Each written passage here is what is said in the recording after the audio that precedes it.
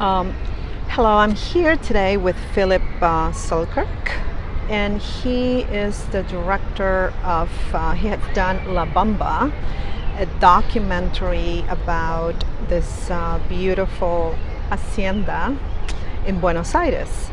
So also he has done La Carrera Panamericana, also Castro and Maserati documentaries. And I would like to talk a little bit about your last project, which is The Perfect Match. So could you please tell us why a Polo documentary now? Well, first of all, thank you for giving me the opportunity to present this production. It's basically, I've had this vision, this idea of producing this film about Polo for many years. It basically began in when I became a filmmaker, which is sort of, when was it, 12, 13 years ago. 12, 13 years ago I made a film about Castro, which was something entirely different, of course, but I was always sort of open for different diverse topics and subjects. I sort of got hooked with the Polo topic because I know many people who play Polo. I sort of got hooked to a certain degree. I wouldn't say that I don't regard myself as a Polo player as such. Whenever I have the opportunity, I do stick and ball. I love the game. I love the match whenever there's an opportunity, but I'm not a regular player. So I have this kind of distance to the sport. At the same time, the love for the sport. I've been to Argentina many times. I absolutely adored the lifestyle around Polo, the sport of Polo as such, and I had this terrific opportunity that Jean-François Decaux gave me several years ago to make this film about his estancia rather, La Bamba de Areco, near Buenos Aires. This basically triggered a lot. I learned more about Polo. I met more Polo players.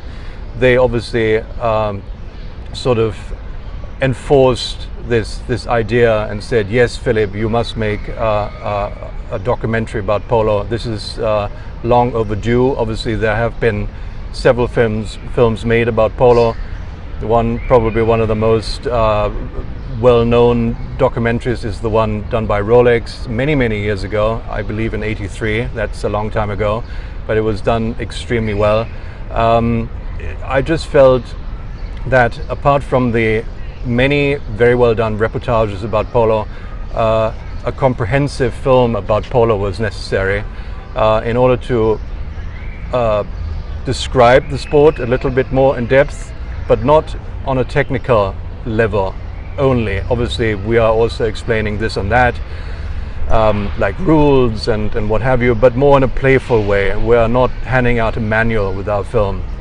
It is basically explaining the film to the broader viewership. We are not only addressing the polistas and the Polo world, not even the horsey world only. It's really, we're trying to approach as many people as possible and describing the passion and the love for that sport, and also, very important, the work behind the sport with the ponies, the work of the grooms, the work of the trainers, the players, the energy everyone puts into the sport. So it's not only the match, the game as in its own right, but also the match of horse and man, mallet and player. I don't know, the environment. It always has to be a perfect match if you want to be good. So therefore I decided to call the film The Perfect Match. So to get a long story short, I was sort of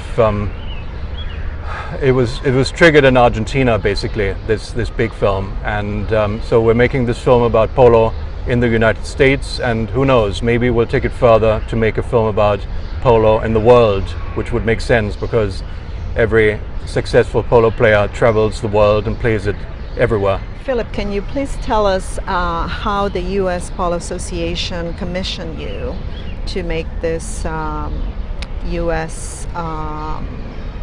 documentary? Well, I regard myself as very, very fortunate, and I basically relocated to the United States last year, and while I was in Palm Beach with my wife, Catherine, I obviously naturally I went to the polo games, and I met a dear friend, Stephen Orthwine, and I discussed this project with him, and he said, well, Philip, you're quite right, this film ought to be made, and I'm going to introduce you to a number of people, and then it was a snowball effect. I met this and that person, and we discussed the options, and they wanted to find out my angle, which I basically just described, my angle for such a film, and the USPA, they thought it was the right time, the right place, and luckily the right person to approach them, who approached them.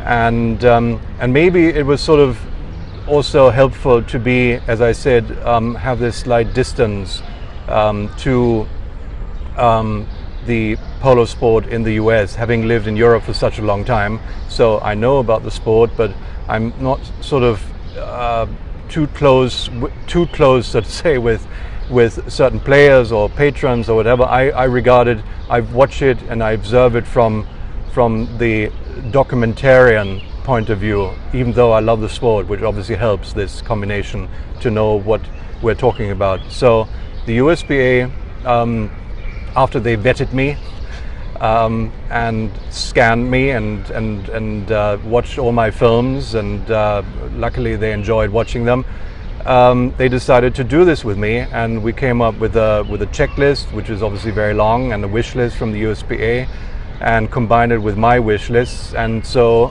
we came up with a good concept, and I believe it'll be transferred and transformed into a very nice 60-minute, maybe more, 60-minute plus documentary. So Philip, could you please tell us a little bit more about your first encounter with polo? Well, it was very funny actually, because back in 1999 I just had surgery on my back, and so I was released from hospital, and just a short while after that I was invited to a dinner party in the south of France, and there was a very nice lady whose name is Philippa. So when she heard that I'm Philip, she asked me would I live up to my name, and I said yes, I do love horses. And she said, well, have you ever played polo? And I said, no, I haven't had the chance yet, but I'd love to. And she said, well, would you like to try tomorrow? And I said, well, of course, why not? So she invited me to come to Fréjus, which is very close to Saint-Tropez, and it was it was very, very sort of country-like. It was sort of in the hinterland of south of France, a very hot day.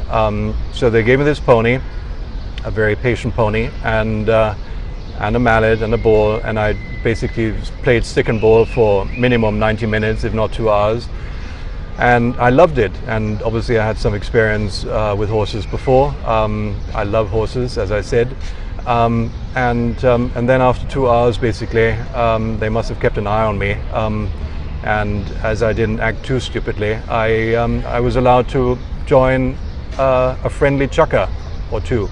So that basically was my very first experience, which I loved, and so I fully understand when someone says, well, I played once, I couldn't let go, and I'm hooked. In a way I got hooked, and so again, whenever I have the opportunity, I love hitting the balls and play stick and ball and maybe a light match. So that's basically how it all began.